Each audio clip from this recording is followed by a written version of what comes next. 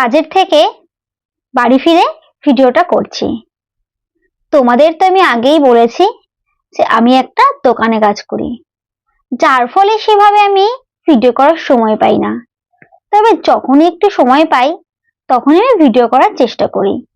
ওই বলতে পারো কাজের মধ্যে দিয়ে একটু সময় বের করে ভিডিও করি। তো আজকে আমি তোমাদের একটা কবিতা পাঠ করে শোনাবো। এই কবিতাটা আমি নিজে লিখেছি। এই কবিতাটা হলো আর.জি. কর হাসপাতালকে কেন্দ্র করে।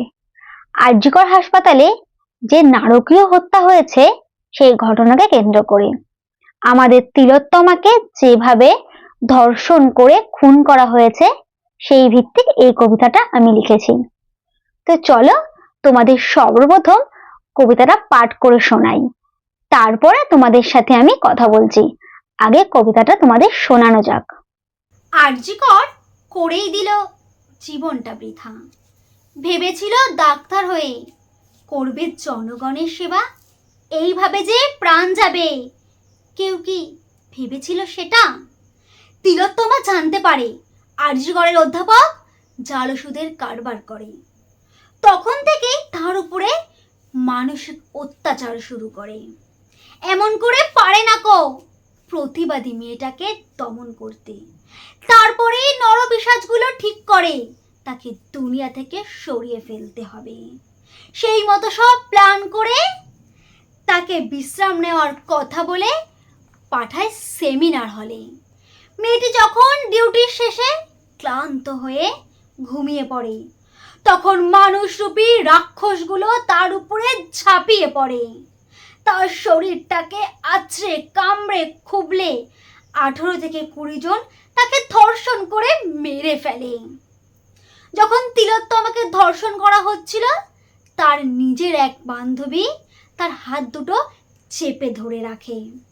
আমরা জানি বন্ধু মানে বিপদে পাশে থাকা, তবে এই ঘটনা আমাদের এমনই শিক্ষা দেয়, মেয়েরা মেয়েদেরই শত্রু হয়।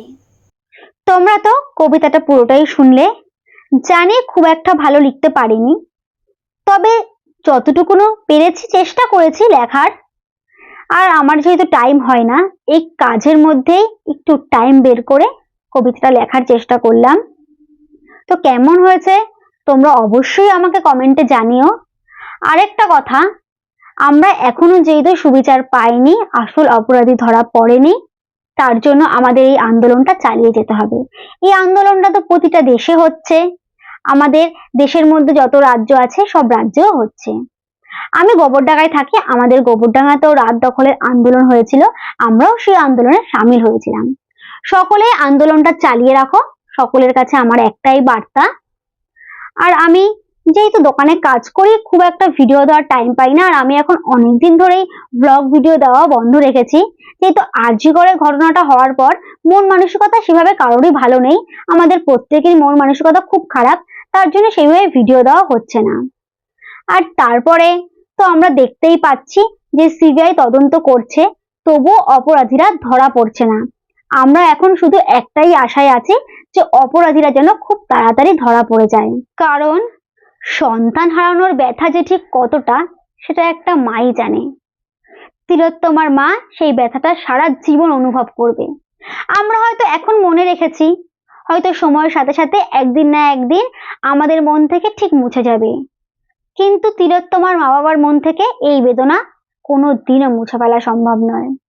একটা মায়ের বুকের যে হাহাকার সেটা কখনোই কমবে না।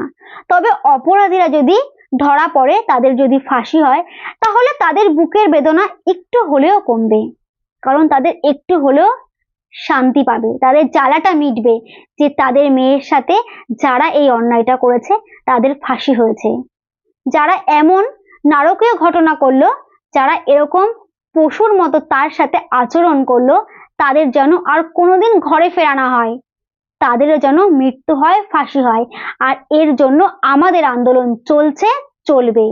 তোমরা সকলে এই আন্দোলনে সামিল হও, আমাদের পাশে থাকো, যতদিন না আসল অপরাধী ধরা পড়ছে। তাই তোমরা আসো আর আন্দোলন করো, আর বিচার চাই, বিচার চাই স্লোগান তোলো।